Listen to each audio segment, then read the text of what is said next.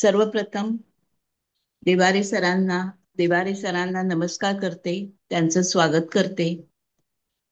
अतिशय स्तुत्य कार्यक्रम त्यांनी सुरू केलेला आहे की विद्यार्थ्यांनी पुढे येऊन ज्योतिष विषयक माहितीचा अभ्यास करून आपल्याच वर्गात आपलं ज्ञान, जे वेचलेलं ज्ञान आहे ते विद्यार्थ्यांना देऊन आपलं ज्ञान समृद्ध करणं हा एक खरोखर आगळा वेगळा, म्हणून मी त्याला स्तुत्य कार्यक्रम म्हटलेला आहे. तेव्हा सर, आपणास खूप खूप धन्यवाद. त्याचबरोबर कुबल मॅडमना नमस्कार करते, त्यांचं स्वागत करते. वर्गात असलेले Dalvi sir, Shinde sir, Deshmukh madam, सगळे कुलकर्णी, या सगळ्यांचं स्वागत करते. आणि आजचं कुबल मॅडम चौथं लेक्चर घेणार आहेत. मॅडम विषयी वेगळं बोलण्याची गरज नाही. आपण रोजच त्यांना समारोपाच्या निमित्तानं ऐकत असतो, तेव्हा त्यांच्या आकलनाचा आणि व्यक्त होण्याचा आवाका आपणास सगळ्यांना माहिती आहे. पण लेक्चर देण्याच्या निमित्तानं एक विज्ञानाची विद्यार्थिनी व मार्गदर्शिका म्हणून त्यांचा अभ्यासातील शिस्तबद्धपणा हा सुद्धा निदर्शनास येत आहे. एकूणच खूप अभ्यासपूर्वक सादर केलेली लेक्चर आम्हा विद्यार्थ्यांच्या ज्ञानास पोषकच आहेत. तेव्हा कुबल मॅडम, तुम्हाला धन्यवाद तर देतेच, पण अशीच वाटचाल तुमची खूप चालू राहावी म्हणून शुभेच्छाही देते. आजच्या लेक्चरसाठी तुम्हाला खूप खूप शुभेच्छा, आणि आपण लेक्चर सादर करावं अशी मी तुम्हाला विनंती करते. धन्यवाद मॅडम. धन्यवाद मॅडम, धन्यवाद मॅडम. सुरू करा. होय होय करते. तर सर्वात प्रथम ऋषी तुल्य गुरुवर्य देवारे सरांना कोटी कोटी धन्यवाद आणि कोटी कोटी नमस्कार. पण की सर, आपण माझ्यावर अगदी खूपच जास्त विश्वास ठेवून मला या अभिषेक ऍस्ट्रॉलॉजिकल अकॅडमीवर पुन्हा बोलण्याची एक सुवर्ण संधी दिली, त्यासाठी मी परत परत तुम्हाला धन्यवाद देते. तसेच इथे उपस्थित सर्वांचे स्वागत आणि सर्वांना पण धन्यवाद. आणि हळदणकर मॅडम, तुम्ही मला जास्तच हे करता, स्तुती करता. एवढी स्तुती काय मला वाटत नाही मी पात्र आहे, पण मी सरांची आज्ञा म्हणून मला जेवढं जेवढं शक्य आहे तेवढं म्हणजे सांगण्याचा प्रयत्न करते. तर आपण आता सुरुवात करूया. सर्व मॅडम, तुम्ही खरंच खूप सुंदरच करत असता. माझ्याकडून उगीच जास्तच बाहेर नाही पडणार. थँक्यू असो, करा थँक्यू. सुरुवात. असेच तुमचे पण आशीर्वाद राहू द्या. तुम्ही मला म्हणजे मोठे आहात ना ताई सारख्या. नाही हो. तर सर्व देवी देवता, ग्रह, नक्षत्र, तारे, पंचमहाभूते, कुलदेवता, वास्तुदेवता, मातृपितृदेवता तसेच गुरुदेवता सर्वांना नमस्कार करून नमस्कार करते. ओम नमः शिवाय. जय श्रीराम, जय श्री कृष्ण, जय श्री हनुमान. आता आपण सुरुवात करूया. आज आपलं हे 5वं लेक्चर आहे मॅडम. तर म्हणजे आपला सूर्य झाला, चंद्र झाला, मंगळ पण झाला, बुध झाला. तर आज आपण गुरु या ग्रहाबद्दल बोलूया. तर मला तो गुरुचा मंत्र पण खूप आवडतो, म्हणून मी सुरुवातीला आधी परत तो म्हणते. म्हणजे मी म्हणतच असते रोज, देवा नामच ऋषी नामच गुरुम कांचन सन्निभम बुद्धिभूतम त्रिलोकेशम तम नमामि बृहस्पती, तम नमामि बृहस्पती.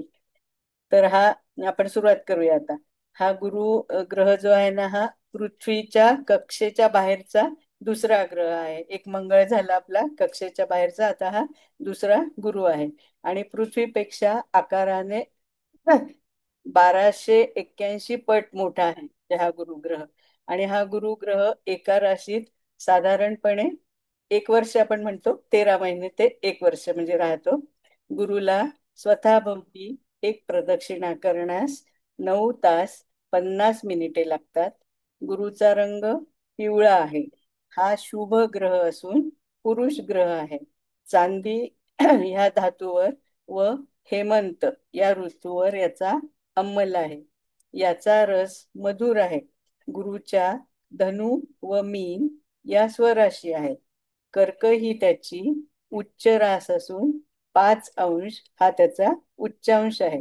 मकर ही त्याची नीच रास असून 5 अंश हा त्याचा नीचांश आहे.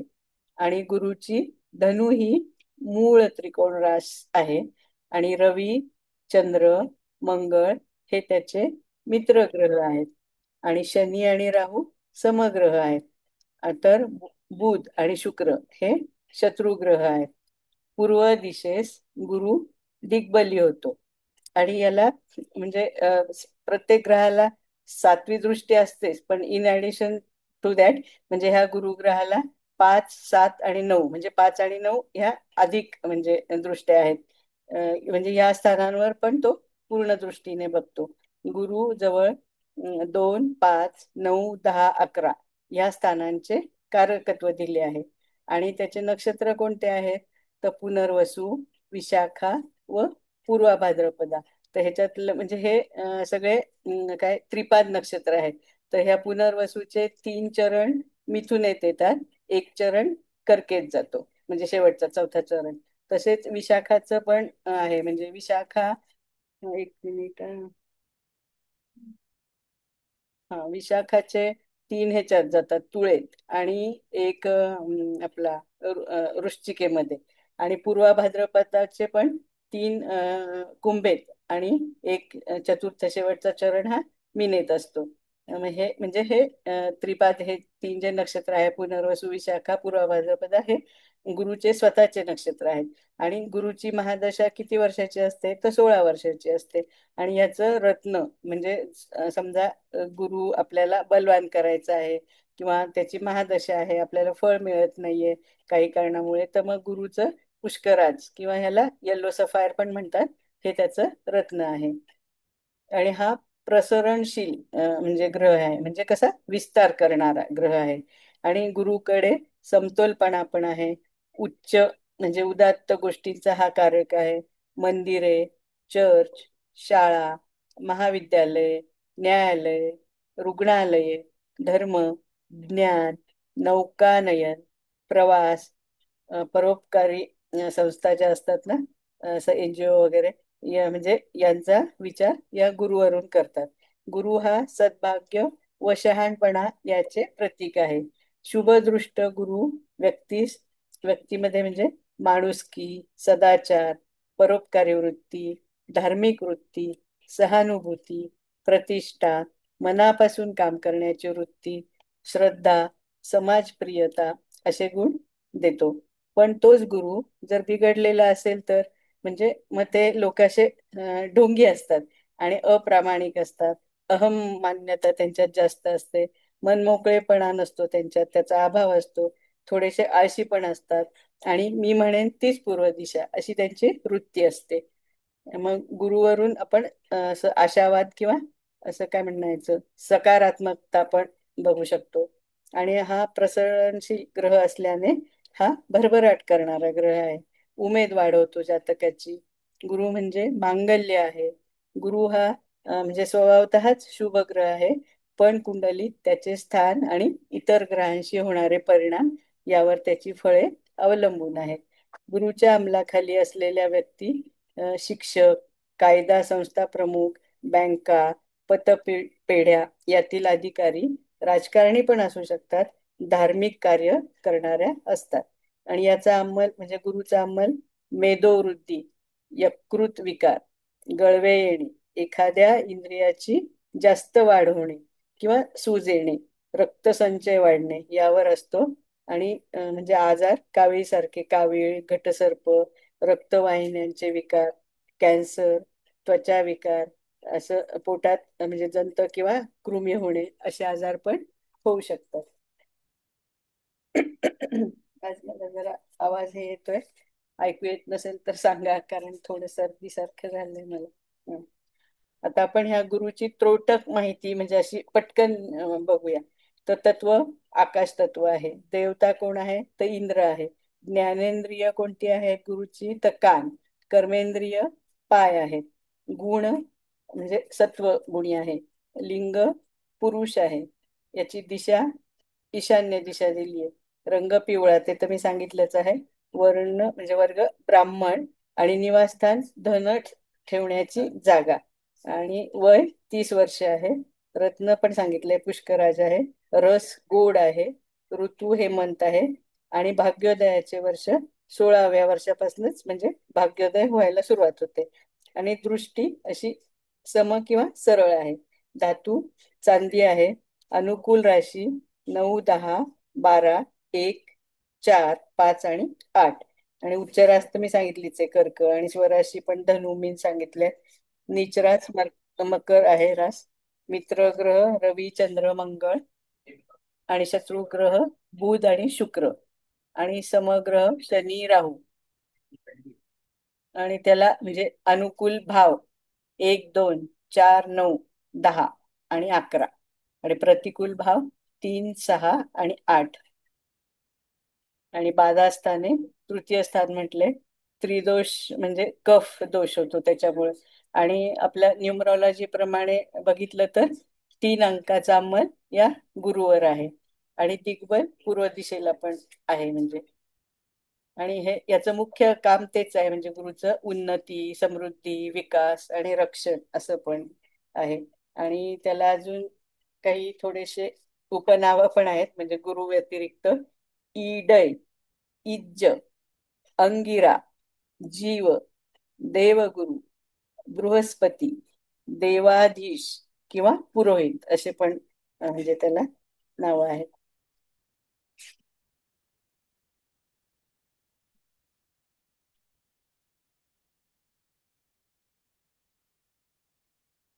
आणि ह्याची उत्पत्तीबद्दल मला जास्त नाही काय मिळालं बरं का, फक्त एवढंच मिळालं की हा उच्च अंतरिक्षातील महातेजापासून उत्पन्न झालेला म्हणजे असं झाला. आणि मग आपल्या गर्जनेने त्यांनी सगळं म्हणजे अंधकार नष्ट केला. एवढंच मला फक्त त्या उत्पत्तीबद्दल मिळाले, जास्त काही मिळालं नाही. तेवढं मग मी सांगते. आणि त्या म्हणजे किती याला 11 म्हणजे उपग्रह पण आहेत, 11 उपग्रह आहेत.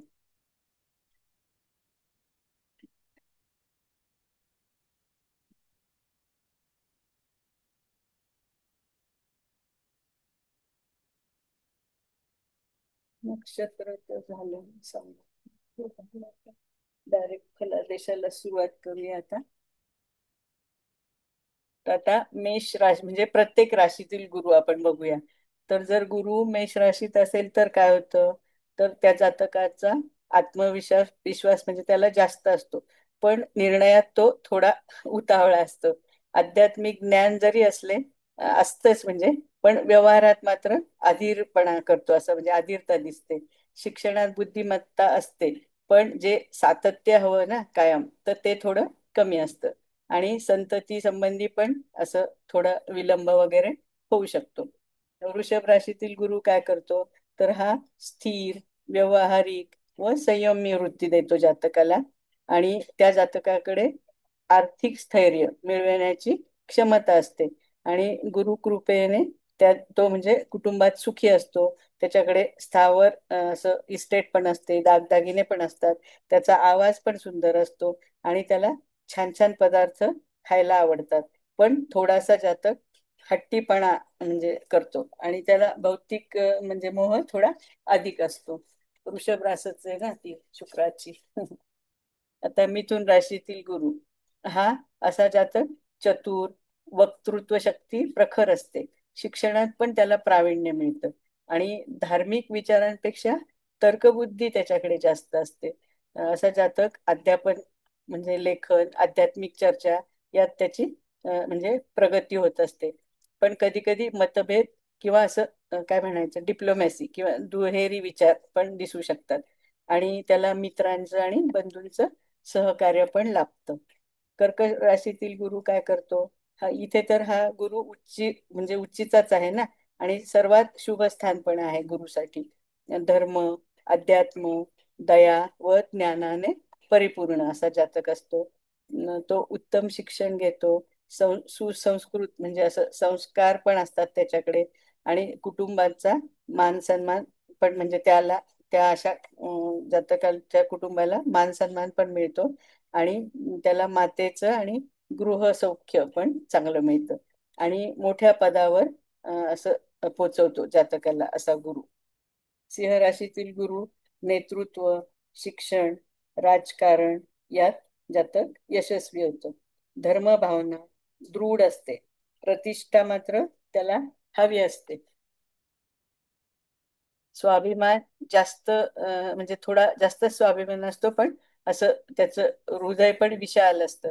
गुरुकृपेने त्याला उच्च पद आणि कीर्ती मान पण मिळतो. परंतु अभिमान व अहंभाव म्हणजे जास्तच अभिमान त्याने केला तर त्याचं नुकसान पण होऊ शकतं. कन्या राशीतील गुरु काय करतो? हा व्यवहार कुशल आहे, बुद्धिमान आहे आणि अशी त्याची दृष्टिकोन कसा असतो? विश्लेषणात्मक म्हणजे असं अनालिटिकल दृष्टिकोन असतो. अध्यापन, संशोधन, औषध, लेखन यात म्हणजे त्याला प्रावीण्य मिळते. धर्म विचारांपेक्षा असं वैज्ञानिक दृष्टिकोन त्याचा जास्त असतो. आणि पण लहान लहान गोष्टींवरून चिंताग्रस्त होण्याची पण प्रवृत्ती असती. पण परिश्रम करून तो यश मिळवतो. तूळ राशीतील गुरु असं म्हणजे कसं बॅलन्स असतो. कलात्मक आहे, न्यायप्रिय स्वभाव असतो जातकाचा आणि नातेसंबंधात नीती आणि सौंदर्य टिकवण्याचा प्रयत्न करतो. भागीदारीत पण लाभ होतात. पण निर्णय घ्यायला थोडासा विलंब होऊ शकतो. आर्थिक दृष्ट्या स्थैर्य, पण भावनिक संघर्ष जास्त असतो. सामाजिक वकिली किंवा सल्लागार असं अशा कार्यात त्याला यश मिळतं. आता वृश्चिक राशीतील गुरु म्हणजे असं वृश्चिक रास गुढच रास आहे ना. गुढ विद्या, तंत्र, ज्योतिष, आध्यात्मिक साधने म्हणजे असा पारंगत असतो जातक. भावनिक गती जास्त असते, पण इच्छाशक्ती तीव्र असते. गुप्त संपत्ती किंवा संशोधन कार्यात पण अशा जातकाला यश मिळते. आणि आयुष्याच्या मध्यावर असं मोठा बदल घडवणारा हा गुरु आहे. आणि शत्रू व अडथळ्यांवर मात्र असा जातक विजय मिळवतो. धनुराशीतील गुरु स्वराशीचा गुरु आहे. हा अत्यंत शुभ स्थान आहे. धार्मिक, ज्ञानी, सत्यप्रिय व दयाळू असा जातक असतो. अध्यापन, धर्म, परदेश, न्याय क्षेत्रात यश मिळते. म्हणजे परदेशात पण असा जातक जाऊ शकतो. आणि प्रामाणिकपणे काम करतो, त्यामुळे त्याला समाजात मान पण मिळतो आणि प्रवासातून पण त्याला लाभ होतात. आता मकर राशीतील गुरु म्हणजे इथे मकर राशीत कसं गुरु नीच म्हणजे राशीचा म्हटले जातो. आणि हा आध्यात्मिक भावनांवर म्हणजे त्या भावना कमी असतात, पण व्यावहारिक मात्र असा जातक जास्त असतो मकरेचा. आत्मविश्वास थोडासा कमी जरी असला पण वृत्ती पण त्याची थोडी संकोचन म्हणजे संकोचशील असं आपण म्हणतो ना, संकोची वृत्ती. परिश्रमाने मात्र उंची मिळवण्याचा प्रयत्न करतो, पण त्याला जरा यश थोडं उशिरा येतं. आणि संयम आणि जबाबदारीतून लाभ पण मिळतो. कुंभ राशीतील गुरु हा मानवतावादी म्हणजे मानवतेची सेवा करणारा, समाजकार्य करायला आवडतं आणि नवचिंतन असा म्हणजे करतो. आणि तंत्रज्ञान, संशोधन, संघटन असं कार्य त्याला करायला आवडतं पण आणि त्याच्यात त्याला यश पण मिळतं. मित्रांचा मोठा गोतावळा असतो त्याच्या भोवती. लोकसंग्रह पण उत्तम असतो. आर्थिक दृष्ट्या स्थिर, पण असं भावनिक असतो जरा. आणि म्हणजे सारखा भविष्याचा विचार करणारा असतो. मीन राशीतील गुरु हा स्वराशीचा आहे. आणि म्हणजे इथे खूप हे जातक असे जास्त आध्यात्मिक पण असतात. करुणा, सेवा, ध्यानधारणा करणारे अध्यात्मात प्रगती करतात.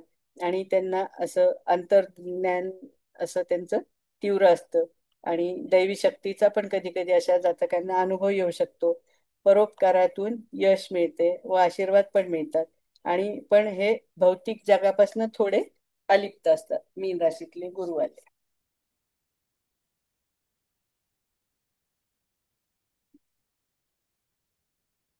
आता गुरुग्रहाचे प्रत्येक स्थानातील म्हणजे भावानुसार फळ.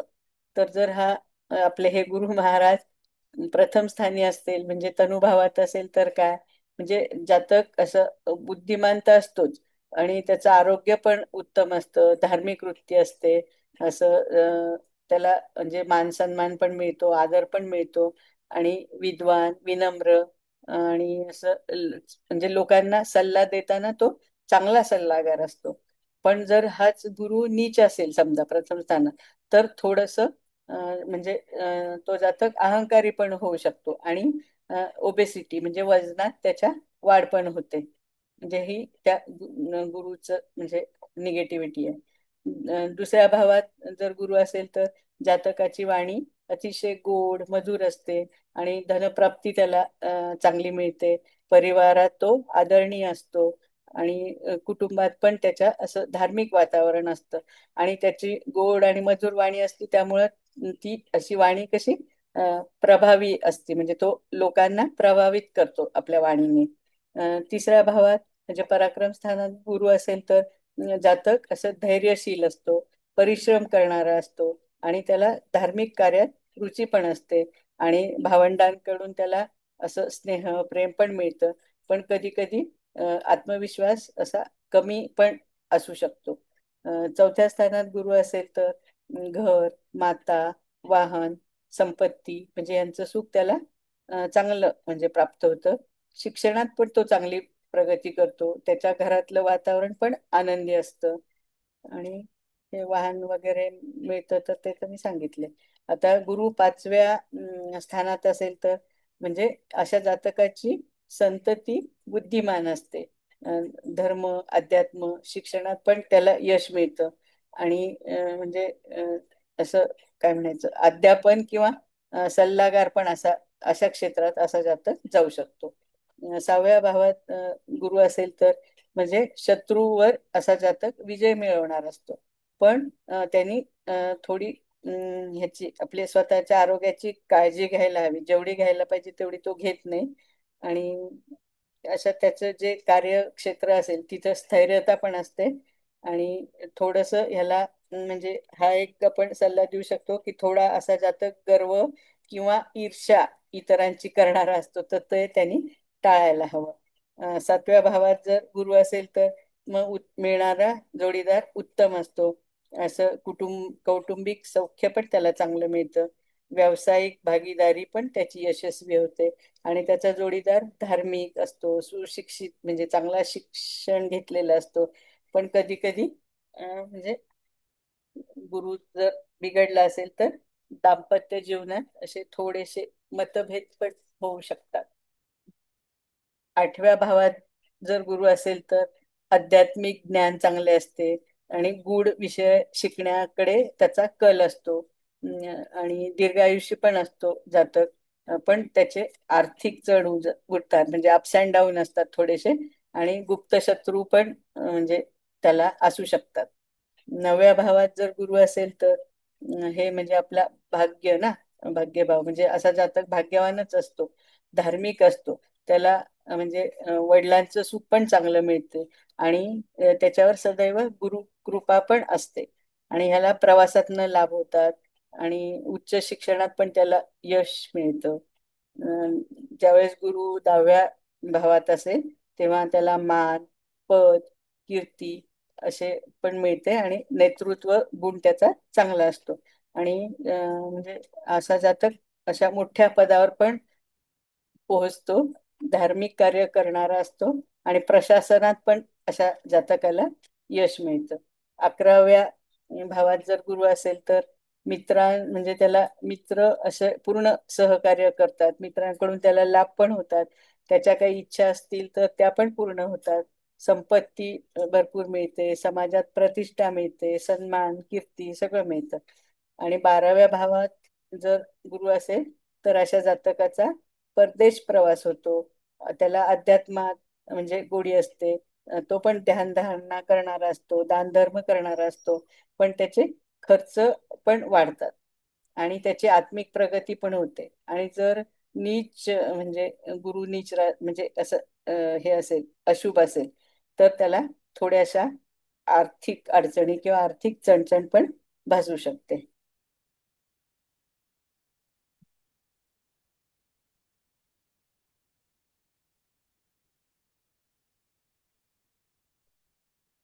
आता ह्या गुरु ग्रहाचं आपण प्रत्येक नक्षत्रातील फळ बघूया. तर पहिलं नक्षत्र आहे अश्विनी. अश्विनी नक्षत्रातील गुरु बुद्धिमान आहे, जलद विचार करणारा आहे, वैद्यक आहे, शिक्षण, प्रवास आणि नवीन कल्पनांमध्ये म्हणजे त्याला रस असतो. आणि असं काय प्रवास व अध्यापन पण योग असं मजबूत आहे. भरणी नक्षत्रातील गुरु धर्मनिष्ठ असतो, पण कधी कधी त्याच्यावर जबाबदाऱ्या जास्त येतात, त्यामुळे त्याच्यावर ताण येतो. आणि त्याची धार्मिक प्रवृत्ती तर आहे, त्याच्यामुळे तो असं नीती म्हणजे नीतिमत्ता किंवा असं काय म्हणायचं, नीतिमत्ताच म्हणायचं किंवा नीतिशीलता चांगली असते त्याच्याकडे.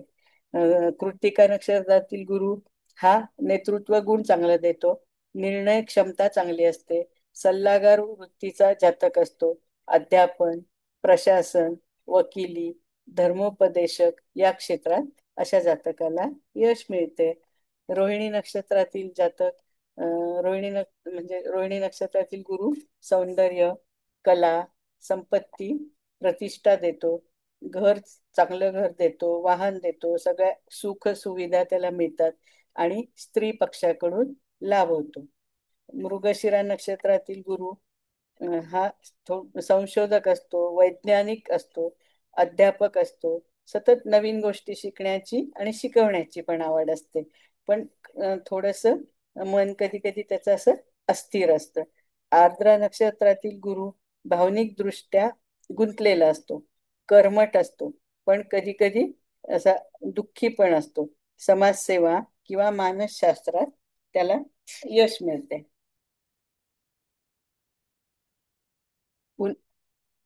पुनर्वसू नक्षत्रातील गुरु धार्मिक, दयाळू, उदार आणि शिक्षण व अध्यापनात यशस्वी, आणि याला प्रवासाद्वारे प्रसिद्धी मिळते. पुष्य नक्षत्रातील गुरु हा तर सर्वश्रेष्ठच मानला आहे. अत्यंत शुभ, धन, कीर्ती, संतती सुख, गुरु कृपा व म्हणजे धर्माचा प्रसार असं करणारा असतो. आश्लेषा नक्षत्रातील गुरु गूढविद्येचा अभ्यासक, संशोधक, तत्वज्ञ असतो, गुप्त मार्गाने ज्ञान प्राप्ती करणारा असतो, पण कधी कधी त्याचं असं काय म्हणायचं कन्फ्युज माइंडेड किंवा मानसिक गोंधळ झालेला असतो. मगा नक्षत्रातील गुरु हा पूर्वजांचा आशीर्वाद असलेला आहे. कुलगुरू, सन्माननीय व्यक्ती, राजयोग असे म्हणजे त्याला मोठे मोठे अधिकार पण मिळतात. पूर्वा फाल्गुनी नक्षत्रातील गुरु सौंदर्य, कला, सर्जनशीलता आणि मित्र व स्त्री लाभ देतो, आणि असा जातक म्हणजे सर्व सुख सोयींनी परिपूर्ण जीवन जगणारा असतो. उत्तरा फाल्गुनी नक्षत्रातील गुरु समाजकार्यात, शिक्षणात आणि राजकारणात असा जातक प्रभावशाली असतो. त्याच्याकडे म्हणजे धन स्थिर असते, हा आदरणीय पण असतो, आणि असं म्हणजे निष्ठेने जीवन जगणारा असतो. हस्त नक्षत्रातील गुरु कुशल शिक्षक, कुशल वक्ता, कवी किंवा लेखक असतो. हस्तकौशल्य व बुद्धी चातुर्य चांगले असते. चित्रा नक्षत्रातील गुरु सौंदर्य, वास्तुशास्त्र, डिझाईन, कलात्मक बुद्धी देतो आणि समाजात त्याची म्हणजे जातकाची प्रतिष्ठा वाढवतो. स्वाती नक्षत्रातील गुरु हा स्वतंत्र विचारांचा असतो, पण न्यायप्रिय असतो आणि म्हणजे समाजाला उपयोगी पण असतो, म्हणजे सामाजिक कार्य करणारा पण असतो. व्यापार, शिक्षण व अध्यापनात त्याला यश मिळते. विशाखा नक्षत्रातील गुरु असा जातक ध्येयवादी असतो, आणि असं नेतृत्व क्षमता त्याच्याकडे चांगली असती, आणि सत्ताधारी म्हणजे असं राजकारणात गेलं तर असं मोठ्या पदावर पण म्हणजे असं जातक मोठ्या पदावर पण असतो.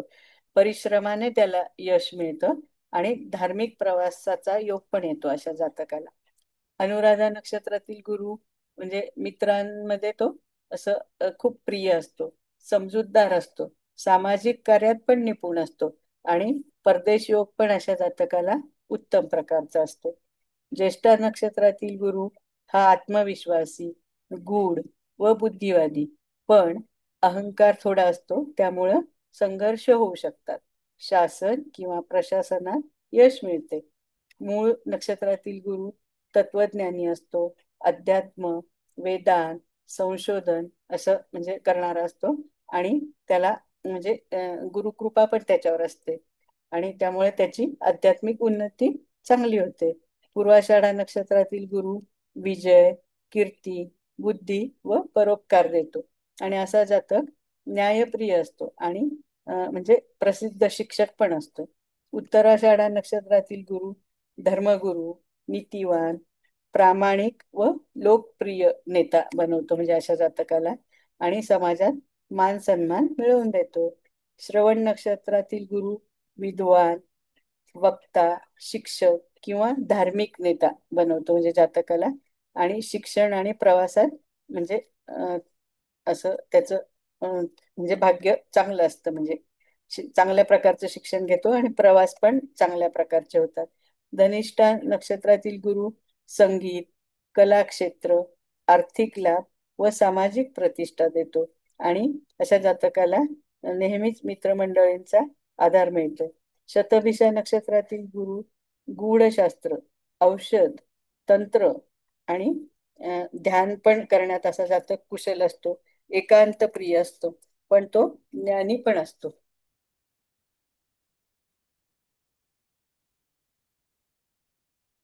पूर्वा भाद्रपदा नक्षत्रातील गुरु दार्शनिक, आध्यात्मिक व परोपकारी असतो. तत्वज्ञान व ज्योतिषात प्रावीण्य मिळवणारा असतो.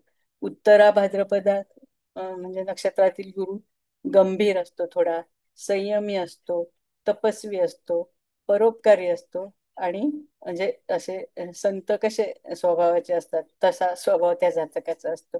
रेवती नक्षत्रातील गुरु अत्यंत दयाळू, आध्यात्मिक, कलाप्रेमी आणि अध्यापन किंवा सेवेत अशा प्रकारच्या सेवेत यशस्वी असतो. आणि ह्याला पण म्हणजे रेवतीच नक्षत्र आहे ना, आणि मीनेच म्हणजे प्रवास, तो जर जेवढे जास्त प्रवास करेल ना असं जातं, तर त्याच्यातून त्याला बरेचसे लाभ पण होतात.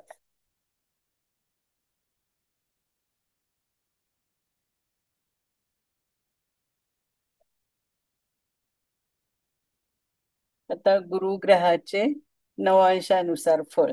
हा, म्हणजे मेष नवांश असेल तर जातक आत्मविश्वास, नेतृत्व गुण, धार्मिकता, पण असा कधी कधी जातक असा अहंकार पण त्याचा वाढतो, आणि निर्णय क्षमतेत पण दृढता असते. वृषभ नवमांश असेल तर धन, संपत्ती, घर आणि सुख सुविधांचा लाभ मिळतो. त्याची वृत्ती दानशील असते, आणि अशा जातकाला स्त्रियांकडनं लाभ होतात. मिथून नवमांश असेल तर वक्तृत्व कला छान असते, बुद्धिमान असतात, लेखन व शिक्षण क्षेत्रात प्रगती करणारे असतात, आणि अनेक विषयात रस घेतात एकाच वेळेस. कर्क नवमांश असेल तर अत्यंत शुभ नवमांश, गुरु इथे उच्च आहेच आहे ना, आणि अशा जातक म्हणजे धार्मिक असतो, करुणामयी असतो, आध्यात्मिक प्रगती म्हणजे त्याची चांगली होते, त्याच्या ज्ञानात पण वृद्धी होते. सिंह नवंश असताना सत्ता, कीर्ती, राजकीय, शिक्षण या क्षेत्रात प्रगती होते, आणि आत्मविश्वास असा खूप असतो, म्हणजे प्रचंड आत्मविश्वास असतो असा जातक. कन्या नवमांश असेल तेव्हा ज्ञान, विवेक, ते विश्लेषणात म्हणजे विश्लेषण शक्ती जातकाकडे जास्त असते. शिक्षण, तंत्रज्ञान क्षेत्रातील यश, पण थोडासा तर्कशील वादविवाद करणारा असतो. तुला नवमांशी जर गुरु असेल तर असे जातकाला समाजात आदर मिळतो.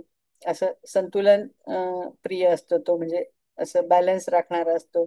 मित्र संपर्क पण त्याचा चांगला असतो, आणि अशा जातकाची विवाहानंतर त्याच्या भाग्यात वृद्धी होते. वृश्चिक नवमांश असेल तर असा जातक अंतर्ज्ञानी असतो, गुढविद्येची आवड असते, पण कधी कधी गुप्त शत्रूंमुळे पण याला त्रास होतो. धनु नवमांश असेल तर इथे म्हणजे गुरु स्वतःच्याच नवमांशात आहे. धर्म, ज्ञान, प्रवचन, अध्यापन म्हणजे असं, आणि उच्च कोटीची आध्यात्मिकता असते अशा जातकाकडे, धनु नववर्षाच्या जातकाकडे. आणि मकर नवमांशात गुरु असेल तर जातक थोडा धूर्त असतो, आपमतलबी, स्वार्थी असतो, आणि थोडा म्हणजे संतती होण्यास त्याला विलंब होऊ शकतो, आणि झाली तरी त्या संततीमध्ये थोडं व्यंग असं असू शकतं, किंवा कन्या संतती जास्त होते. आणि संततीशी त्याचं फारसं पटत पण नाही, किंवा त्याची संतती त्या जातकापासून असं दूर कुठेतरी राहायला जाते. म्हणजे अशा जातकाच्या शिक्षणात पण अडथळे येतात, आणि किंवा कधी कधी अशा जातकाचं शिक्षण अपुरं पण म्हणजे अर्धवटच राहतं. कुंभ नवमांशी जर गुरु असेल तर जातक बुद्धिमान असतो, विद्वान असतो, अं, गुणी पण असतो, तत्वज्ञानी आणि कायदेशास्त्र जाणणारा असतो, लेखक, चिंतक किंवा संशोधन करणारा असतो. मीन नवमांशात गुरु असेल तर इथे अत्यंत बलवान गुरु म्हटले, आणि विद्वान म्हणजे जातक विद्वान असतो, त्याचं वक्तृत्व चांगलं असतं आणि भाषेवर त्याचं पण असं छान प्रभुत्व असतं. असा जातक संशोधक असतो, धर्मशास्त्रात त्याला म्हणजे प्रावीण्य मिळते, असं सत्वगुणी आहे, सामाजिक प्रतिष्ठा पण असते, आणि पौरोहित्य करणारे पण असे जातक असतात, आणि त्यांचं म्हणजे काय हृदय विशाल असतं.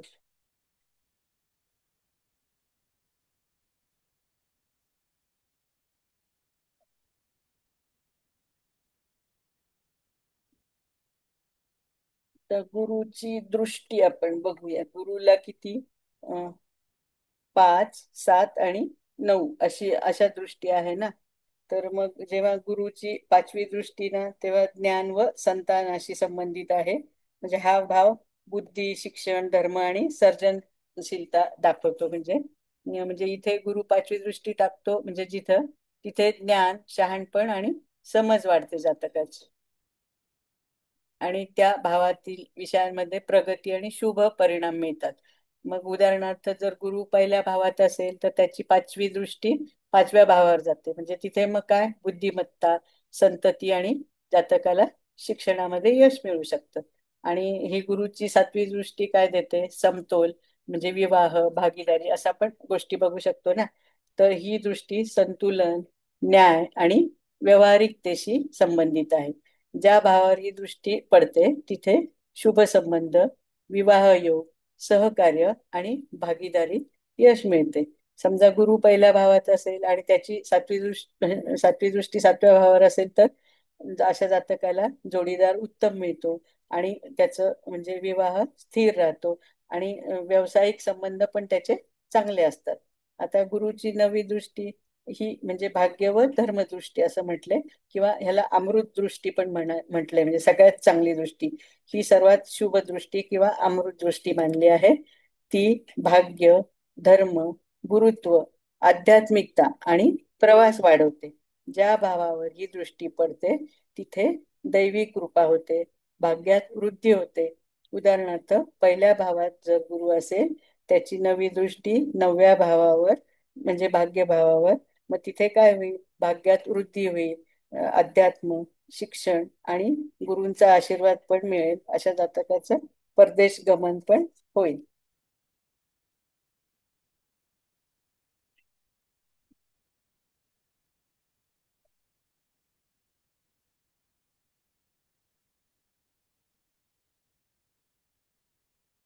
आता गुरु महादशेत म्हणजे 12 भावातील फळ आपण बघूया.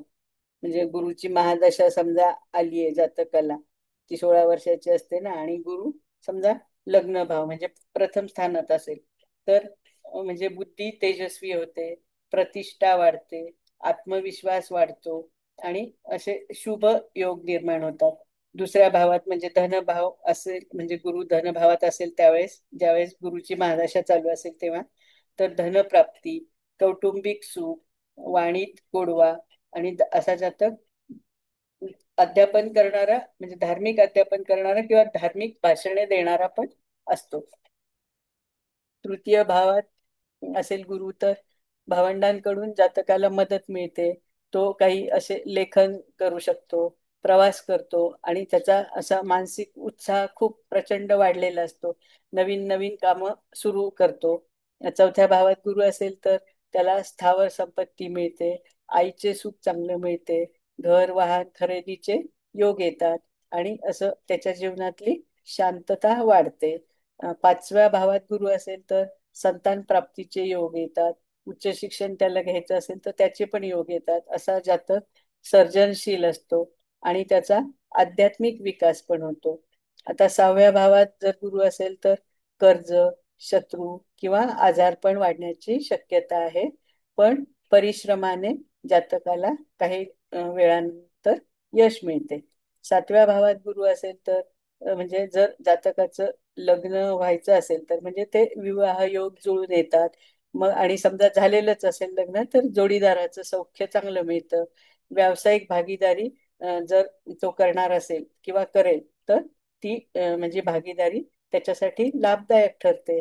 8व्या भावात गुरु असेल तर अचानक धनलाभ होतात आणि असं गूढ ज्ञान मिळवण्याकडे जातकाचा कल असतो आणि आयुष्याबद्दल तो खोल असं विचार करतो.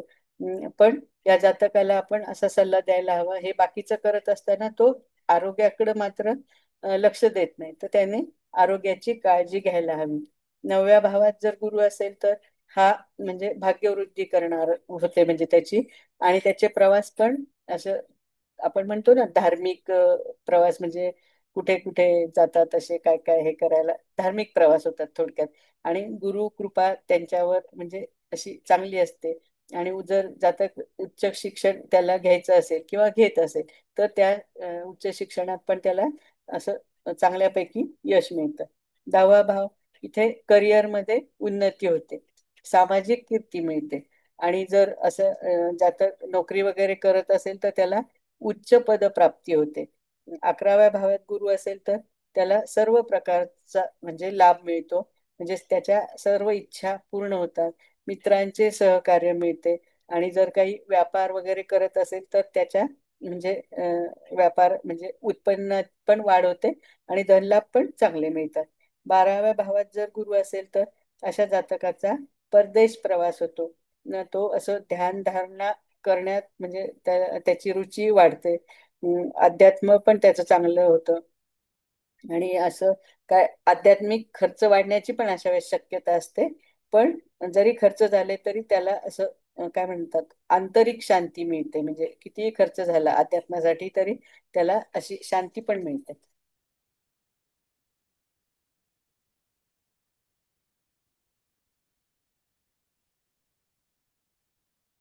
आता हे आपण प्रत्येक राशीत हे स्थानातील बघितलं ना तसंच राशीत पण मिळालंय, तर मी साधारण तसेच फळ आहेत पण मी सांगते. मेष राशीत समजा गुरु आहे आणि गुरुची महादशा सुरू झाली तर मग अशा जातक काय त्याचे नेतृत्व गुण वाढतात. आणि धार्मिक म्हणजे कामात त्याला असं रस येतो, म्हणजे आवड निर्माण होते. पण हे सगळं झालं असताना तो थोडासा अहंकार पण म्हणजे करू शकतो, तर तो त्यांनी टाळायला हवा. वृषभ राशीत म्हणजे गुरु असेल आणि गुरुची महादशा असेल तर स्थिर धनाची प्राप्ती होते. कौटुंबिक सुख चांगलं मिळतं आणि जर असं जातकाने नवीन गुंतवणूक केली या काळात तर ती त्याला फायदेशीर ठरू शकते. मिथुन राशीत गुरु असेल तर बौद्धिक प्रगती चांगली होते. जातकाकडनं असं लेखन होतं, अध्यापन चांगलं होतं, प्रवासाचे योग येतात त्याला. कर्क राशीत गुरु असेल तर हा शुभ ग्रह योग आहे. कुटुंब आणि मातृसुख चांगलं मिळतं आणि घरात आनंदी आनंदाचे असे वातावरण असते. सिंह गुरु असेल तर प्रतिष्ठा, मान, सन्मान, राजकीय यश मिळतं. पण त्यामुळे जातकाला थोडासा गर्व होऊ शकतो, तर तो त्याने टाळायला हवा. कन्या राशीत गुरु असेल तर विश्लेषणात्मक बुद्धी तर असतेच त्याच्याकडे, आणि त्याच्यात म्हणजे जे काही कामकाज तो करतो त्याच्यात परिपूर्णता मिळते त्याला. त्याच्या आरोग्यात पण सुधारणा होते. तूळ राशीत जर गुरु असेल तर आर्थिक लाभ चांगले होतात, संबंध सुधारतात. आणि जर म्हणजे जातकाचा विवाह म्हणजे व्हायचा असेल तर त्याला विवाहाचे योग पण येतात. वृश्चिक राशीतील गुरु गूढ विद्या, संशोधन, आत्मविकास आणि असे ध्यान करण्याची प्रवृत्ती असते जातकाची. धनुराशीतील गुरु हा स्वगृही आहे ना, तर अत्यंत शुभ, भाग्य, धर्म आणि ज्ञान या सगळ्यात वृद्धी होते. मकर राशीतला गुरु जबाबदाऱ्या वाढवतो, कर्मयोग आणि म्हणजे कार्यात मात्र स्थिर स्थिरता येते अशात, पण त्या जातकाच्या जबाबदाऱ्या मात्र खूप वाढतात. कुंभ राशीत जर गुरु असेल तर मित्रांकडून मदत तर मिळतेच. त्याचे असे विचार नवीन नवीन विचार येतात त्याच्या मनात. समाजसेवा करतो तो. मीन राशीतील गुरु अत्यंत शुभ आणि आध्यात्मिक उत्कर्ष चांगला होतो. म्हणजे ह्या महादशेत, गुरुच्या महादशेत मीन राशीत जर गुरु असेल तर. आणि त्याला त्यामुळं अशी आंतरिक आपण माइंड पीस म्हणतो ना, आंतरिक शांतता मिळते आणि यश पण मिळतं आणि तो असा नेहमी प्रसन्न असतो असा जातक.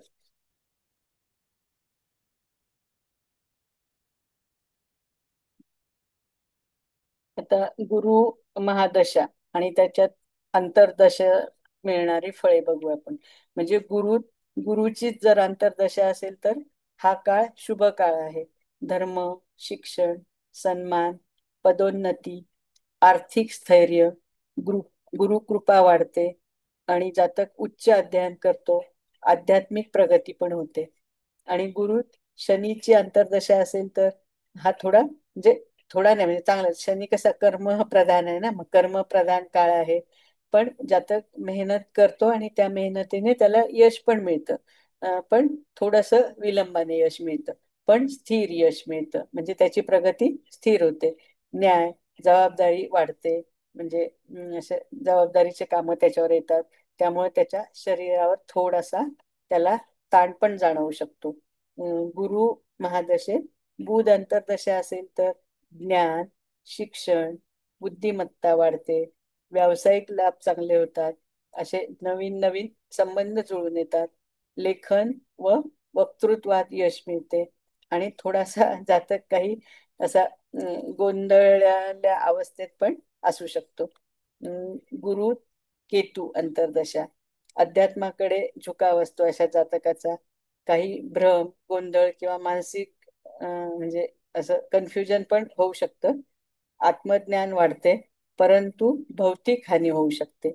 गुरु मध्ये शुक्र अंतर्दशा असेल तर ऐश्वर्य, धनलाभ, वाहन, असं गृह सौख्य, स्त्री संबंध, कलात्मक क्षेत्रात यश आणि पण अतिभोगी होतो अशा वेळेस जातं. त्यामुळे त्याचं आरोग्य बिघडू शकतं.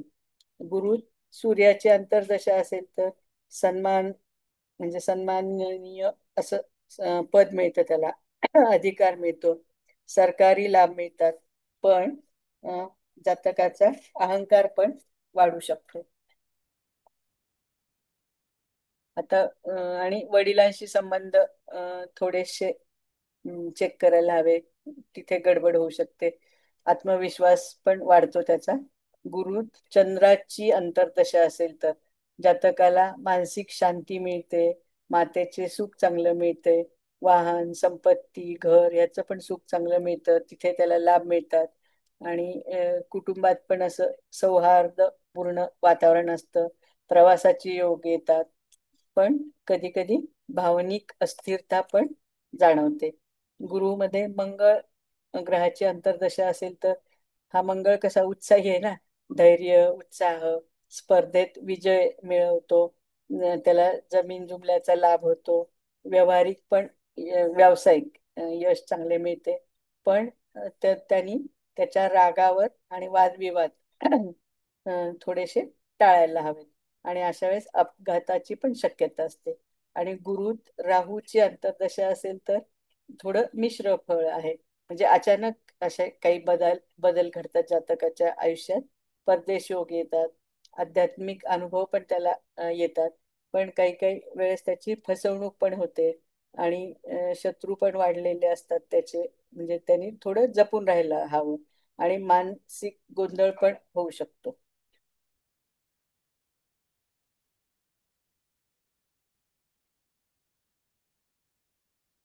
म्हणजे आपण थोडक्यात जर सांगितलं तर गुरु महादशा ही ज्ञान, धर्म, सन्मान आणि विस्तार देणारी दशा असते. आणि अशा म्हणजे गुरुच्या महादशेत राहू केतू अशी मंगळांची जेव्हा अंतर्दशा असेल तर तिथे जातकाने थोडं सांभाळून राहायला पाहिजे, थोडी सावधगिरी बाळगायला हवी. आणि शुक्र, बुध, सूर्य यांच्या म्हणजे अंतर्दशेत सामाजिक प्रतिष्ठा, धनलाभ तर वाढतोच. आणि चंद्र आणि गुरुच्या अंतर्दशेत आध्यात्मिक शांती त्याला मिळते आणि कौटुंबिक समाधान पण मिळतं.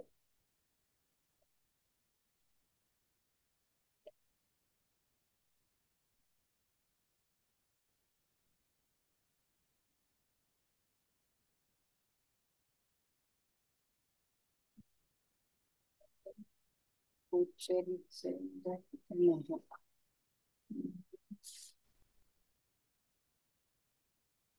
गोचर गुरुची बघूया.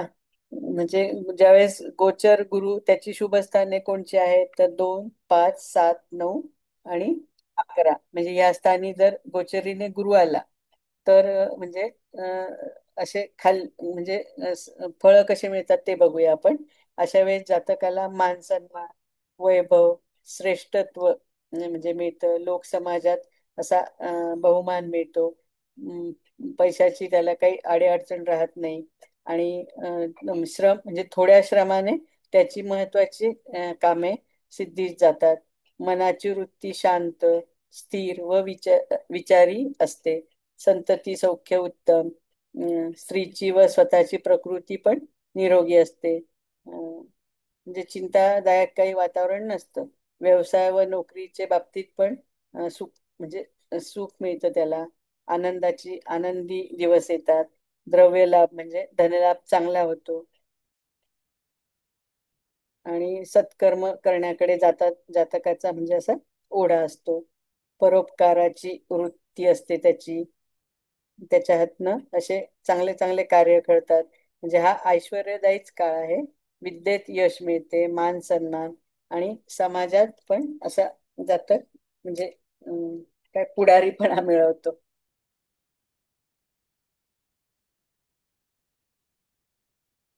आणि गोचरीने अशुभ गुरु कुठल्या स्थानावर आहे तर ज्यावेळेस गुरु 4, 6, 8, 12 मध्ये जर गोचरीने गुरु आला असेल तर मग तो अशुभ समजावा. अशा वेळेस त्या जातकाला काय होतं, दगदग वाढते त्याची. म्हणजे त्याला कष्ट देणारी कामे करण्याचा प्रसंग येतो. नातेवाईकांशी पण उगाच छोट्या छोट्या कारणांनी विरोध पत्करावा लागतो. आणि त्यामुळं विनाकारण वैमनस्य पण वाढतं. आणि थोडासा जातकाचा कल ना अविचारी गोष्टी म्हणजे करण्याकडे असा जास्त वाढतो. प्रापंचिक गृहसौख्य त्याला मनाप्रमाणे मिळत नाही. आणि त्याच्या स्त्रीला व संततीला म्हणजे असे आजार किंवा रोग होऊ शकतात. सांपत्तिक अडचणी येतात आणि अशी मन द्विधा होतं. व्यवसाय नोकरी म्हणजे तिथे पण म्हणजे असं थोडं अप्स अँड डाऊन येतात. म्हणजे आर्थिक दृष्ट्या त्याचं नुकसान होतं ना, त्यामुळं मग तो थोडा असा निराश झालेला असतो.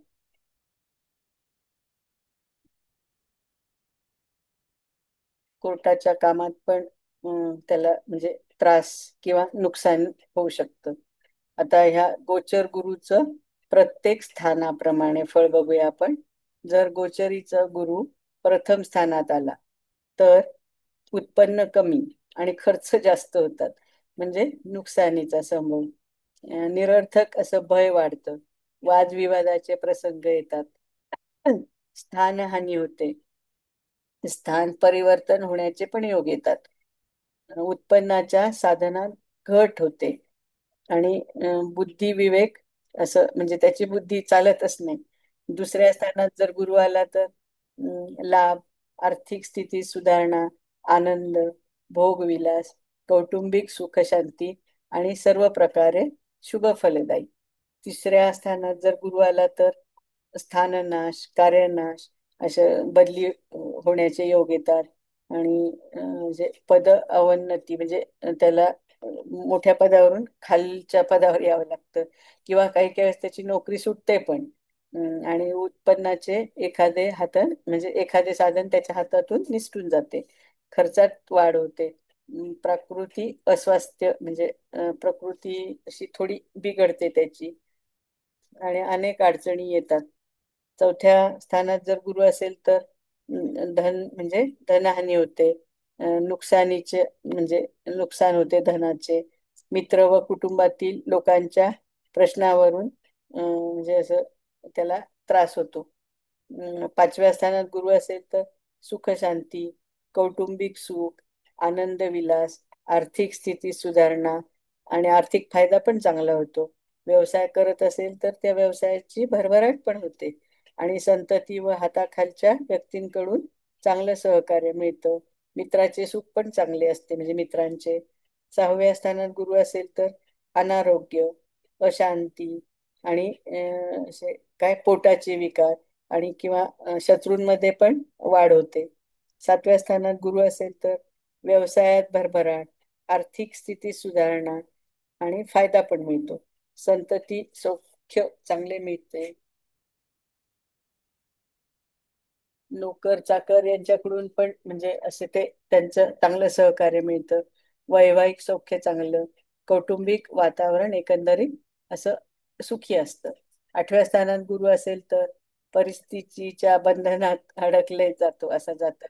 प्रवास करत असेल तर प्रवासाची त्याला दगदग होते, त्रास होतो आणि असं आपल्याला काही आजार होतील की काय अशी सारखी त्याला भीती वाटत असते. अनारोग्य असतं. एखाद्या वाईट घटनेमुळे त्याला मनस्ताप होण्याची शक्यता असते. आकस्मिक खर्च वाढतात. व्यापारात पण नुकसान होऊ शकते. 9व्या स्थानी जर गुरु असेल आणि गुरुची म्हणजे महादशा हे गोचरीने गुरु तिथे आला असेल, सॉरी महादशा नाही, गोचरीने गुरु 9व्या स्थानी आला असेल तर अडकलेले काही त्याचे काम असेल तर त्याच्यात चांगलं यश मिळतं. व्यवसाय करत असेल तर त्याच्यात चांगली प्रगती होते. सामाजिक कार्यात पण त्याला यश मिळतं, प्रतिष्ठा प्राप्त होते, संततीकडून आनंद, सुख प्राप्ती होते किंवा फायदा पण होतो. आर्थिक स्थिती सुधारणा होते. नोकरीमध्ये अशा चांगल्या ठिकाणी बदली होते किंवा असं काय म्हणायचं पदोन्नती पण होते त्याची. उत्पन्नाच्या साधनात पण हे होतं म्हणजे वाढ होऊ शकते. 10व्या स्थानी जर गुरु असेल म्हणजे 10व्या स्थानी हा गोचरीचा गुरु तर म्हणजे मैत्रीत थोडस वितुष्ट येऊ शकतं. लोकांशी विनाकारण डिस्प्यूट होतात त्याचे. नुकसान, खर्चात वाढ, एखाद्या कामात अपयश आणि नोकरीत बदली किंवा नोकरी जाणे असं पण होतं. त्यामुळे उत्पन्नाच्या साधनात घट होते. 11व्या स्थानी गोचरीचा गुरु नवीन काम व स्थानप्राप्ती, आर्थिक स्थिती सुधारणा, अडकलेल्या कामांमध्ये यश, व्यवसायात पण चांगली प्रगती होते. 12व्या स्थानात गुरु असेल तर खर्चात वाढ होते. व्यापार करत असेल तर नुकसान होते आणि काही वाईट घटना घडतात त्यामुळे त्याला मनस्ताप होतो, अनारोग्य असते.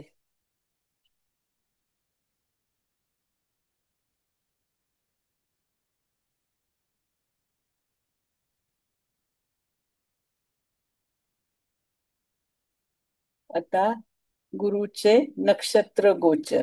हा ज्यावेळेस म्हणजे गुरु कोणत्या नक्षत्रात म्हणजे गोचर करतोय तिथपासून आपलं जन्म नक्षत्र बघायचा. तर ते जर 1, 2, 3, 4 आलं म्हणजे हे नक्षत्र डोक्यावर पडतात तर मग त्याचं फळ काय मिळेल तर जातकाला राज सन्मान प्राप्त होईल, यश लाभ मिळतील. 5, 6, 7, 9 असेल म्हणजे हे नक्षत्र असतील तर ते उजव्या हातावर पडतात. तर जातक जर व्यवसाय करणारा असेल तर त्याची प्रगती होते आणि त्याला व्यवसायातून म्हणजे असे धनलाभ चांगल्या प्रकारचे होतात. 9 नक्षत्र असेल तर ते गळ्यावर पडतं. तर त्या जातकाला यश मिळतं, प्रतिष्ठा मिळते आणि आर्थिक लाभ पण चांगले होतात. 10, 11, 12, 13, 14 हे नक्षत्र छातीवर पडतात. तर जातकाला अशा वेळेस लाभ मिळतात. मित्रांचं चांगलं सुख मिळतं. दाम्पत्य सुख पण चांगलं मिळतं. 15, 16, 17, 18, 19, 20 हे पायावर पडतात हे नक्षत्र. अशा वेळेस मात्र जातकाच्या जीवनात अडीअडचणी येतात आणि त्याचं म्हणजे प्रकृती पण अशी बिघडते किंवा आजार पण येतो. 21, 22, 23, 24 हे डाव्या हातावर पडतात हे नक्षत्र. मग असं जास्त अडचणी येतात आणि शारीरिक त्रास पण जास्त होतो. 25, 26 आणि 27 हे नक्षत्र डोळ्यात पडतात. अशा वेळेस जातकाला लाभ म्हणजे असे चांगले लाभ होतात. त्याचं जीवन सुखी होतं, यश मिळतं आणि अधिकाराची पण प्राप्ती होते.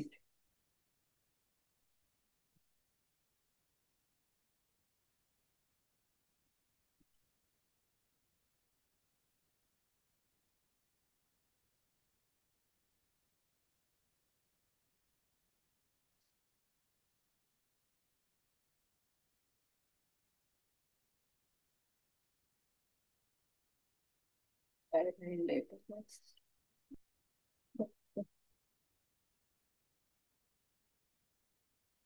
हा, हे आपण बघूया महत्वाचं. हे गुरुचे विशेष योग हा. तर हा हंस महापुरुष नावाचा एक योग होतो. तर हा याची म्हणजे लक्षणे काय आहे, तर हा गुरु धनु मीन किंवा कर्क राशीचा असता. हा, आणि तो केंद्रात असेल तर हा योग होतो. या अशा योगाला हंस योग म्हणतात.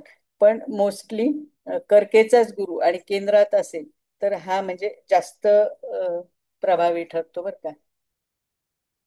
आणि अशा म्हणजे त्या जातकाला जर आपण असं बघितलं, समजा आपल्याला असा कुठला जातक मिळाला की ज्याच्या कुंडलीत हा हंस महापुरुष योग आहे, तर असं म्हणतात की अशा जातकाच्या हातावर, पायावर म्हणजे असे हे हे चिन्ह असतात, खालील चिन्ह: शंख, कमळ किंवा मत्स्य आणि अंकुश अशी चिन्हे दिसतात. आणि अशा जातकाचा म्हणजे तांबूस गोरा असा म्हणजे त्याचा रंग असतो. आणि पाय पण त्याचे सुंदर असतात. सर्व इंद्रिये तेजस्वी असतात. त्याचे कपाळ भव्य असते. नखे तांबूस असतात. त्याचा हा आवाज हंस पक्षाच्या आवाजासारखा असतो. डोळे विशाळ आणि मधाळ रंगाचे असतात. आणि त्या अशा जातकाला जल क्रीडा करायला आवडते. पण त्याचं शरीर थोडं कफ प्रधान असतं. आणि या योगाची फळं काय मिळतात, तर गुरु बलवान असलेला जातक नीतिमान असून सुस्वभावी आणि विशाल हृदयी असतो. तो लोकांचा आवडता असतो. अशा जातकाचे मन शुद्ध असते. नीतिमत्ता उच्च दर्जाची असते. त्यास शास्त्राचे उत्तम ज्ञान असते. तो अति निपुण, गुणी व सर्व सुख संपन्न असतो. तो ज्ञानेच्छू असतो. धर्मशास्त्र व नीतिशास्त्र जाणणारा असतो आणि नेहमी चांगली आणि शुभच कामे करतो.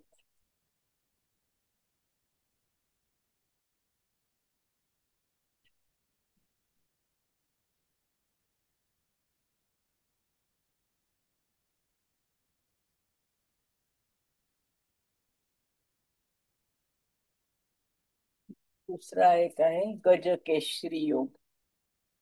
म्हणजे गुरु चंद्राच्या केंद्रात म्हणजे केंद्रात अशी युती किंवा केंद्रयोग अशा स्वरूपात प्रतियोग पण होऊ शकतो.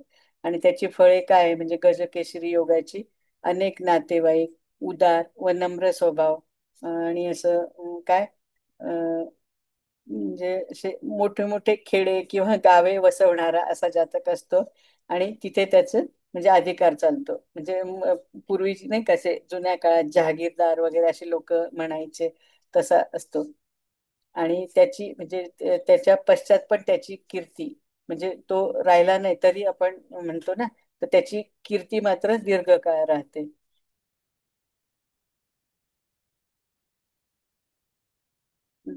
तिसरा एक योग आहे शकट योग. म्हणजे गुरुपासून जेव्हा 6व्या, 8व्या किंवा 12व्या स्थानात चंद्र असेल तर हा योग होतो. तर ह्याचे फल कसे आहे, जातकाच्या आयुष्यात थोडे अप्स अँड डाऊन म्हणजे चढ उतार येतात. पैसा मिळतो पण जातो पण. तो सर्वसामान्य माणूस असतो.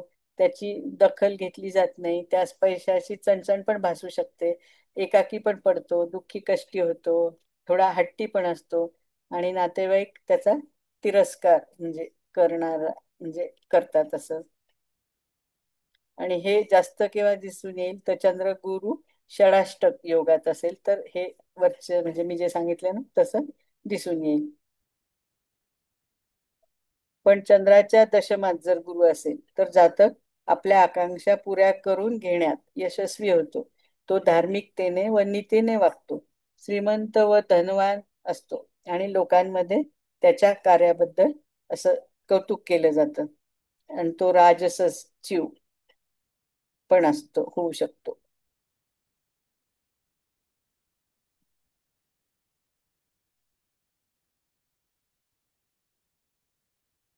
आता थोडी युतींचे फळ बघूया आपण.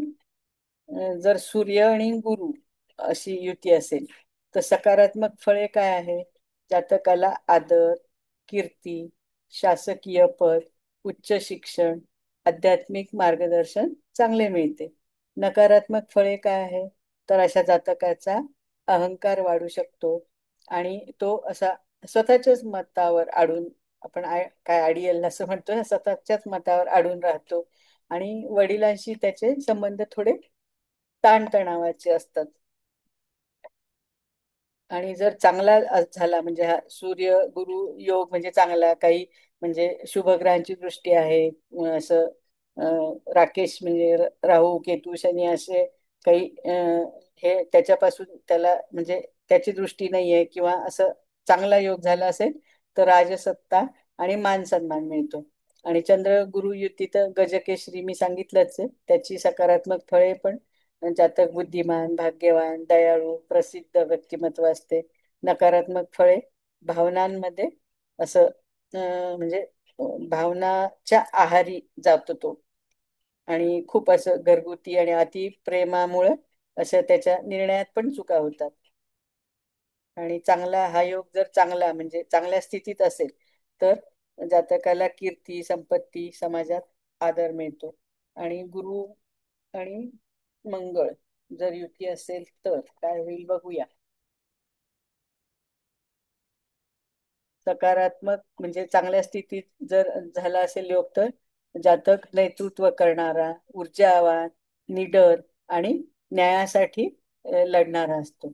आणि नकारात्मक असेल म्हणजे त्या तो योग असं चांगल्या स्थितीत नसेल झालेला तर जातक असा उतावळा असतो आणि आत्मविश्वास जरा ओव्हर कॉन्फिडन्स म्हणतो ना आपण, तसा असतो त्याच्याकडे आणि धार्मिक वादात उगेच असं गुंतलेला असतो. आणि विशेष योग म्हणजे चांगला योग असेल तर असा जातक प्रशासन, लष्कर, पोलीस किंवा वकिली क्षेत्रात अशा जातकाला उत्तम प्रकारे यश मिळते. बुध गुरु युती असेल तर सकारात्मक फळे ज्ञान, बुद्धी, वक्तृत्व, अध्यापन, लेखन आणि बौद्धिक कामात त्याला यश मिळतं. आणि नकारात्मक योग असेल तर विचारात गोंधळ म्हणजे कन्फ्युज माइंडेड असतो आणि तत्वज्ञानावर उगाचच अति अति असं बोलत राहतो.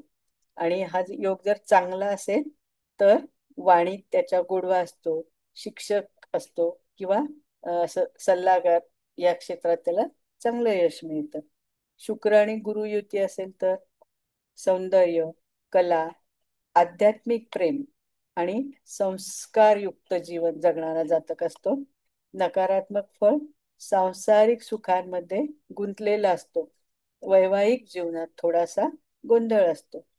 आणि असा म्हणजे गुरु शुक्र विशेष योग मध्ये जातक सौंदर्य आणि धर्म यांचा असा संगम करून राहणार असतो. शनी गुरु युतीत काय होतं तर संयम आणि परिश्रमाने जातकाला यश मिळते.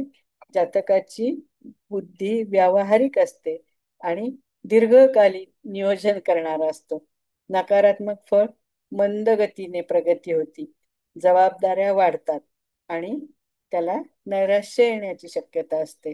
आणि विशेष योग गुरु शनीचा जर म्हणजे चांगला योग झाला तर कर्म आणि धर्म यांचा संतुलित योग आपण म्हणतो ना.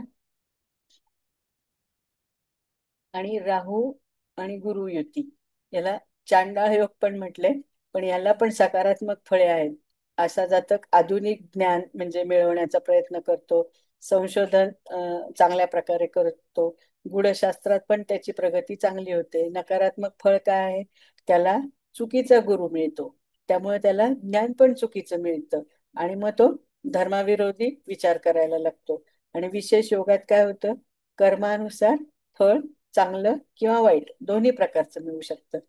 आणि केतू आणि गुरुची युती असेल तर आध्यात्मिक शक्ती म्हणजे चांगली असते, ध्यानधारणामध्ये त्याचं मन लागतं, तत्वज्ञानी असतो, परोपकार करणारा असतो.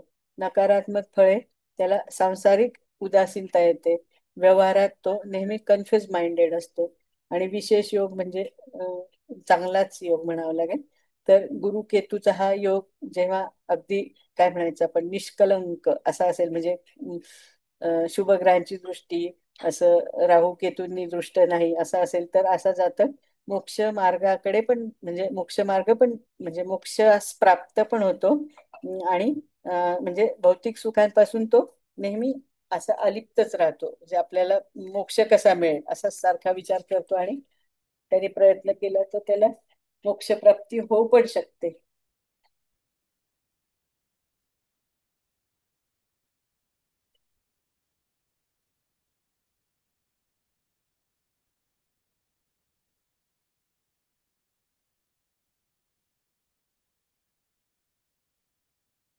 आता आपण एवढं सगळं सांगितल्यानंतर म्हणजे जातक आपल्याकडे आलाय आणि आपल्याला दिसतंय की त्याच्या पत्रिकेत म्हणजे गुरु ग्रह थोडा अशुभ त्याला फळ देतोय किंवा असं चांगल्या स्थानात नाहीये किंवा शुभदृष्ट नाहीये. तर मग आपण त्याला गुरुच्या उपासना करायला सांगणार ना. तर मग त्याला म्हणजे हे खालील मंत्र द्यायचे आपण. हा नवग्रहातला आता हा मंत्र महत्वाचा आहेच आहे, तसा सोपा पण आहे. हाच देवानामच ऋषीणांच गुरुं कांचन सन्निभम बुद्धिभूतम त्रिलोकेशम तम नमामि बृहस्पतीम. त्यांनी हे म्हटलं तर अतिउत्तम, नाहीतर मग ऐकायचं. आणि मग दुसरे छोटे छोटे मंत्र आहे. ओम ब्रूम बृहस्पतये नमः. आणि दुसरा आहे ओम ऐं क्लीम बृहस्पतये नमः. आणि गुरु म्हणजे यंत्र मी नंतर दाखवते, त्या यंत्राचं पूजन पण करायचं आणि रोज दर्शन पण घ्यायचं.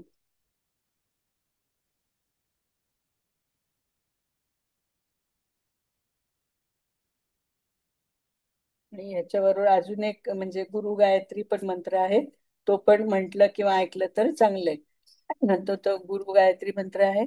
ओम गुरुदेवाय विद्महे परब्रह्माय धीमहि तन्नो गुरु प्रचोदयात.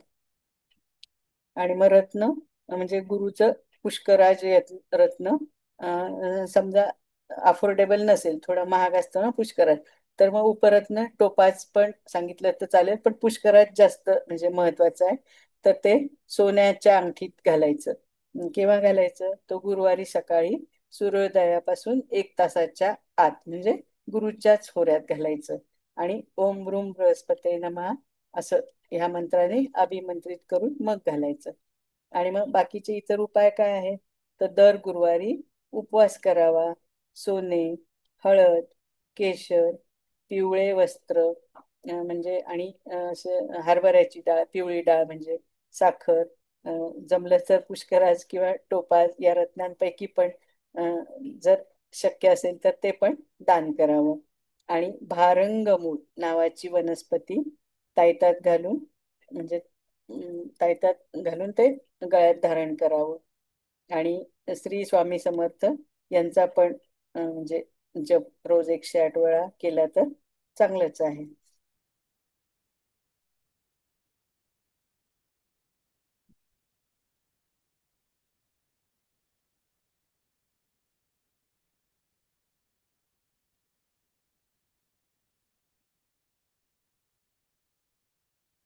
आता ह्या पुष्कराज रत्नाबद्दल 1-2 मिनिटात सांगते. तर हे पुष्कराज हे म्हणजे गुरुचे रत्न तर आहेच. याचा रंग म्हणजे काही काही ठिकाणी म्हणजे पिवळा पण आहे, पण असं निळसर पांढरा किंवा पांढरट असा पण असतो. फिकट पिवळा पण, सोनेरी छटा असलेला पण असतो. आणि हे कुठं मिळतं म्हणजे त्याचं हे काय केमिकल तर सिलिकेट ॲल्युमिनियम असं आहे, म्हणजे त्याची रासायनिक तत्वे आहेत. आणि ष- षडभुजा रचनेतील आहे. सर्वात उत्तम पुष्कराज कुठे मिळतो? तर बर्मा, ब्राझीलमध्ये मिळतो. पांढऱ्या रंगाचा पुष्कराज अतिशय उत्तम असतो आणि हा सर्वात लोकप्रिय पण आहे. म्हणजे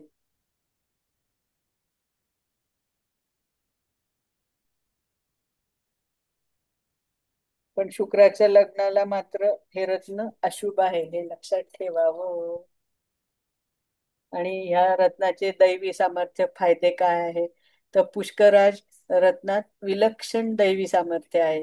वैभव वृद्धी करणारे आहे. संतती प्राप्त करून देणारे रत्न आहे. विवाह जमत नसतील तर हे रत्न घालायला सांगायचं. मग वैवाह म्हणजे विवाहाचा योग लवकर येतो. आणि चारित्र्य पतनापासून परावृत्त पण करतो. पती पत्नीत प्रेम भाव निर्माण करतो. यशप्राप्ती व उपासनेतील प्रगतीसाठी पण हे रत्न उत्तम आहे. आणि म्हणजे जर असे आपले विद्यार्थी शिक्षण घेत असतील, मग त्यांना शिक्षणात यश मिळण्यासाठी, प्रगती होण्यासाठी पण हे रत्न दिलं तरी चालतं. वातविकार, तापटपणा, व्यसनाधीनता असेल तर त्यासाठी पण त्या लोकांना पण घालायला सांगितलं तरी चालेल. औषधी गुणधर्म, असाध्य विकार, हृदयरोग, संधिवात, कफविकार, स्त्रियांमध्ये पाळीचे विकार, असं मुदतीचा ताप आपण म्हणतो ना, असं ह्या सर्व विकारांवर, अजीर्ण वगैरे, आम्लपित्त, त्याच्यावर हे याचं भस्म गुणकारी आहे. आणि कोणाकोणाला अशी झोप नाही, अनिद्रेचा त्रास असतो ना, तर यांनी पण शांत झोप लागते. ह्या रत्नाचं वजन साधारण किती घ्यायचं, तर साधारण 4 कॅरेट तरी हवं. म्हणजे 4 कॅरेटचा खडा असावा पुष्कराचा. आणि कुठल्या बोटात, तर हे अंगठ्याजवळचं पहिलं बोट आहे ना, गुरुचं तर्जनी म्हणतो आपण त्याला, तिथे. आणि हे रत्न कोणी कोणी वापरावे, तर मेष, कर्क, सिंह, वृश्चिक, धनु, मीन या लग्नाच्या व्यक्तींनी वापरावे. पण वृषभ, तूळ आणि कन्या, मकर या लग्नाच्या लोकांनी अजिबात वापरू नये, असं म्हणजे मला थोडस लिटरेचर सापडलंय. पण ते आपण डिपेंड्स, म्हणजे कुंडलीचा सगळंच आपल्याला हे प्रिडिक्शन नीट बघावं लागेल आणि मग ठरवावं लागेल. आणि ज्यांच्या शुभांक 3 आहे अशा व्यक्तींनी पण वापरलं तर चालेल. गुरुच्या महादशेत, अंतर्दशेत पण चालेल वापरलं तर. आणि हे पुष्कराज जर जे लोक वापरतायत, तर त्या लोकांनी शनीचा नीलम किंवा शुक्राचा हिरा किंवा बुधाचा पाचू अजिबात वापरू नये.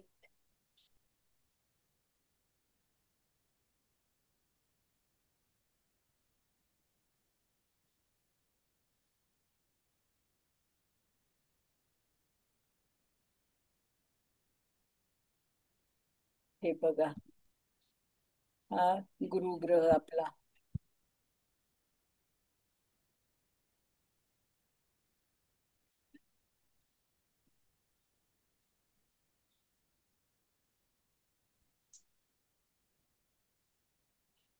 आणि हे यंत्र आहे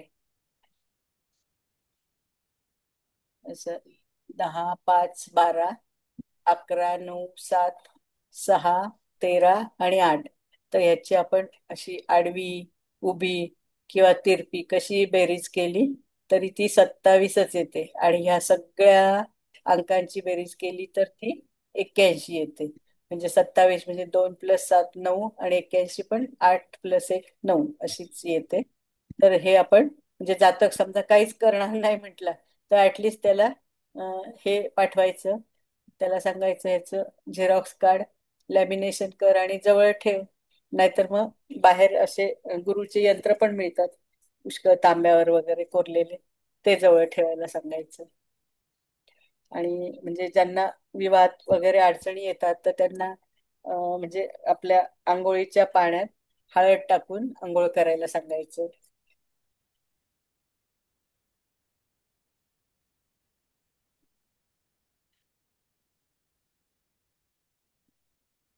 ठीक आहे. मॅडम, हा बोला. मॅडम आंघोळीच्या पाण्यात काय टाकायचं म्हणाला? हळद, हळद.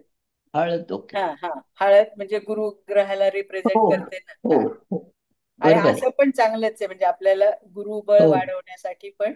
पण आता हं. आजकाल म्हणजे मुलंच ठरवतात आम्हाला असं झाल्याशिवाय नाही करायचं, तसं नाही. पण आई वडिलांना काळजी असते ना, की आपल्या बाल्याचं लग्न वेळेत व्हावं बुवा. तर मग हा पर्याय पण आहे. म्हणजे यांनी बऱ्याच लोकांना ह्याचा चांगला फायदा पण झालेला आहे. तर मी आता थांबते इथे. सर, सर आहेत का? मॅडम, बोला. तृतीय जर उच्चीचा गुरु असेल तर हा. तृतीय स्थान हे गुरुसाठी चांगलं नाहीये, पण तो उच्चीचा गुरु असेल वृषभ लग्नासाठी, तर मग काय तो अष्टमेश आहे ना, मग कसा तो फलित करेल? दृष्टीने बघायचं ना. अष्टमेश जरी आहे तरी गुरुग्रहाची दृष्टी पण, आता मी सांगितलं ना दृष्टीचे फळ. ओके. म्हणजे तो अष्टमेश म्हणून तृतीय स्थान पण हे म्हणजे चांगलं स्थान नाहीये त्यात तो अ, मग म्हणजे भावंडांच्या वगैरे बाबतीत काही असं समस्या वगैरे अशा येऊ शकतात ना.